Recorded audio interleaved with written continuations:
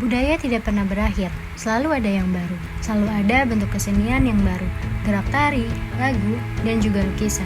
Budaya adalah suatu kisah tanpa akhir. Messi Junardi dan Mens Defender. Halo semua, saya Tanti Indah Pratiwi dengan NIM 16021900034 akan menjelaskan mengenai akulturasi dan asimilasi budaya di Indonesia. Di zaman yang semakin modern ini, Indonesia sangat banyak mengalami perkembangan, bukan hanya dari manusia dan teknologinya saja, tetapi budaya juga ikut berkembang.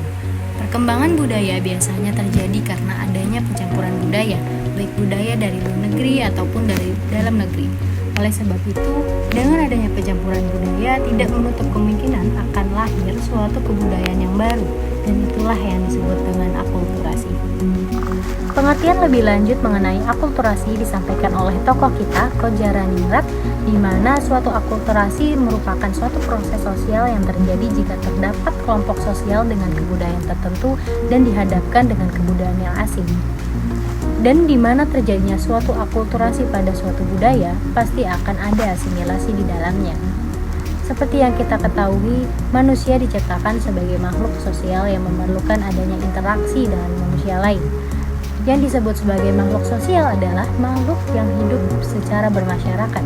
Sedangkan salah satu kunci seseorang untuk dapat sukses dalam hidup bermasyarakat adalah dengan memiliki kemampuan untuk dapat bisa bersosialisasi. Hal ini diyakini kembali oleh tokoh kita, Kodjaraningrat, pada tahun 1996 yang mengartikan asimilasi sebagai suatu proses sosial yang terjadi pada berbagai golongan manusia dengan latar belakang yang berbeda-beda. Setelah mereka bergaul secara intensif, nantinya akan muncul sifat khas dari unsur-unsur kebudayaan yang berbeda pula. Golongan-golongan itu masing-masing berubah menjadi unsur-unsur kebudayaan campuran. Pencampuran budaya akulturasi dapat terjadi karena banyak hal pastinya, seperti terdapatnya penemuan baru, adanya discovery atau penemuan ide maupun alat baru yang sebelumnya itu belum pernah ada, dan juga pemberontakan ataupun revolusi. Dari faktor-faktor tersebutlah suatu proses asimilasi baru dapat terbentuk ataupun terjadi. Menurut Roni Rodin dalam bukunya Di Informasi dalam Konteks Sosial dan Budaya tahun 2020, proses asimilasi dapat terbentuk apabila memenuhi 3 syarat, yaitu pertama, ada sejumlah kelompok dengan kebudayaan yang berbeda. Kedua, terjalinnya interaksi dan pergaulan antar individu atau kelompok secara terus-menerus dalam jangka waktu yang lama. Dan ketiga, kebudayaan tiap kelompok berubah dan saling menyesuaikan diri. Saat memenuhi syarat tersebut, nantinya akan ada sikap yang ditimbulkan oleh suatu individu atau kelompok yang dapat menjadi faktor pendorong terjadinya asimilasi. Yang pertama, munculnya sikap bertoleransi, munculnya sikap menghargai orang asing dan juga kebudayaannya, munculnya sikap terbuka dari berbagai golongan masyarakat, dan lain-lain. Kita bahas ciri-ciri masyarakat yang mengalami asimilasi budaya.